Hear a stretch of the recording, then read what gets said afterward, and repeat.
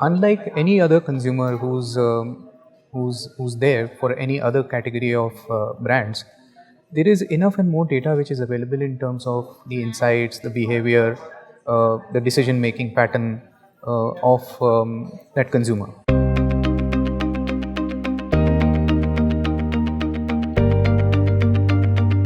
Hi Sanjeev. So advertising in the healthcare space carries a lot of responsibility. How do you address this? See, healthcare space as such has been bound by so many regulations which had been laid down. So automatically it becomes a discipline category. But yes, you're right that whatever information goes out in public to the patients or to the consumers have to be validated.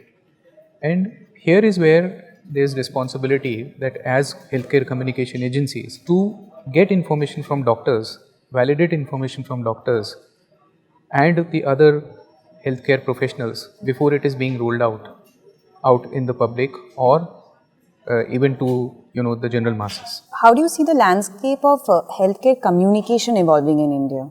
Do you see any like a radical change or a marked change? So healthcare communication is really evolving over a period of time, because this whole thing started with that earlier brands were more consumer brands which were advertising, and content was being created for that, which was more out for the consumers. The other side of healthcare communication is the prescription brands, which initially was targeting very simple communication, which was just in the problem and solution mode. But today more and more brands which are also prescription brands, they are taking larger grounds in terms of communicating that.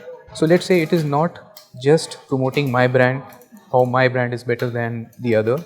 It is not just promoting that this is the problem which my brand will be solving, but it is a larger context which the brand will be helping out, which we find most of the consumer brands are doing. So even prescription brands are picking up those kind of initiatives. If you had to talk about the top two landmark campaigns in the healthcare space that have become benchmarks today, what would they be? See, I would say that there is a recent campaign which we did for one of our clients, and primarily the objective of this campaign was to promote vitamin D, make people aware of the vitamin D deficiency, which is very common and particularly amongst kids in India.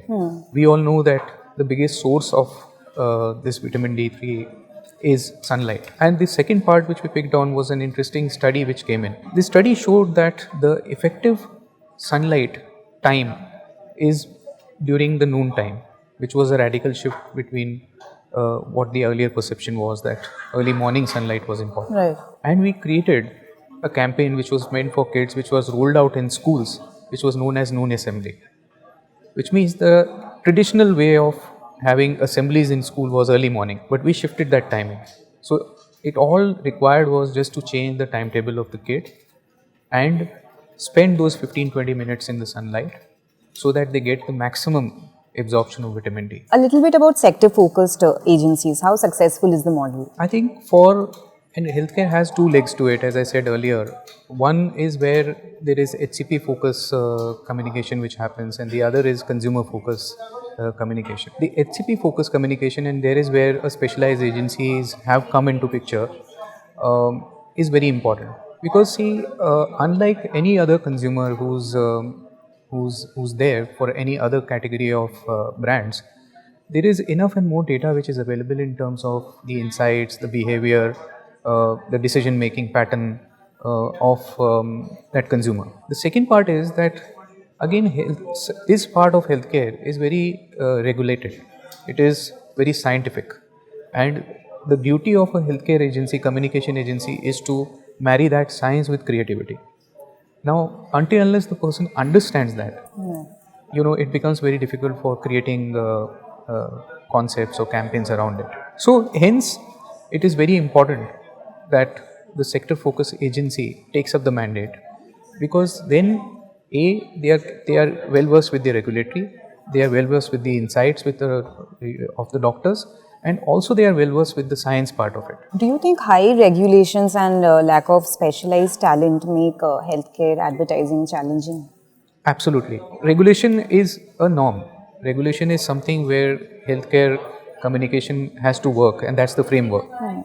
But what happens is when you have specialized talent, when you have doctors, when you have creative people who have experience Right. of working on healthcare brands, when you have talent in terms of the planners who are well versed with the creative side, when you have the servicing people, the account management team who are able to understand, talk the same language as the client, the brief is bound to get right and the output hence is bound to get right. So I would say that regulation, yes, is there, but when people understand it, if they have the right kind of talent, then the things become very simple, and you get the brief right at the first go.